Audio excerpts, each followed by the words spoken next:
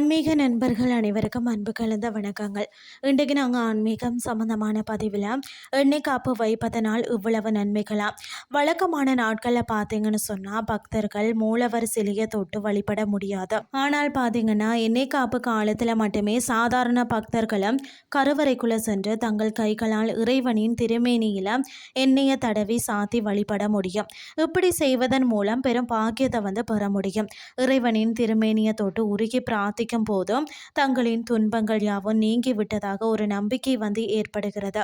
எண்ணெய் காப்பிற்கு பயன்படுத்தப்படும் நல்லெண்ணெய் மற்றது மூலிகை தைலங்களை எதிர்மறை ஆற்றல்களை ஈர்க்கும் குணம் கொண்டவைன்னே சொல்லலாம். இறைவனின் திருமேனியில எண்ணெய் சாத்தும் போது நம்மிடம் உள்ள தீய எண்ணங்கள், கர்ம வினைகள் மற்றது பாவம் போன்ற எதிர்மறை அதிர்வுகள் நீங்குவதாக நம்பப்படுகிறது.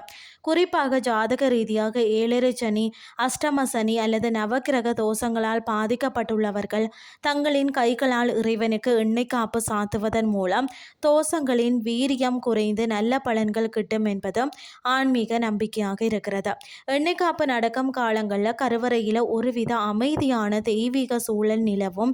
மூலிகைகளின் நறுமணமும் பக்தர்கள் செலுத்தக்கூடிய பக்தியும் சேர்ந்து மனதை ஒருமுகப்படுத்த உதவுகிறதுன்னே சொல்லலாம். மனக்கவலைகள், குழப்பங்கள் மற்றது கடுமையான மன அழுத்தத்தில் இருக்கிறவங்க இறைவனுக்கு எண்ணெய் காப்பிட்டு வணங்கும் போது அவர்களின் மனம் அமைதி அடைந்த நேர்மறை எண்ணங்கள் உருவாகின்றன.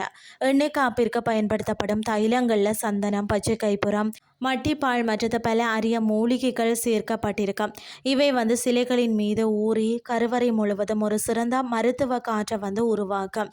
இந்த தெய்வீக நறுமணத்தை பக்தர்கள் சுவாசிக்கும் போதுதான் அவர்களின் சுவாச பைகள் சுத்தமடைவதுடன் நரம்பு மண்டலம் புத்துணர்ச்சி பெறுகிறது. விக்கிரகத்துக்கு சாத்தப்படும் எண்ணெய் எவ்வாறு அதன் ஆயுளை கூட்டுகிறதோ அதே போல் எண்ணெய் காப்பு வழிபாட்டில் பங்கேற்பது பக்தர்களின் ஆயுள், ஆரோக்கியமான அமைதி மற்றது ஆன்மீக பலத்தை பன்மடங்கு பெருக்குகிறதுனே சொல்லலாம். எமது சமயத்தின் பெருமையை நாமே உலகறிய செய்வோம் என்று கூறிக்கொண்டு இன்றைய ஆன்மீகம் சார்ந்த பதிவை நிறைவு செய்து கொள்கிறேன்.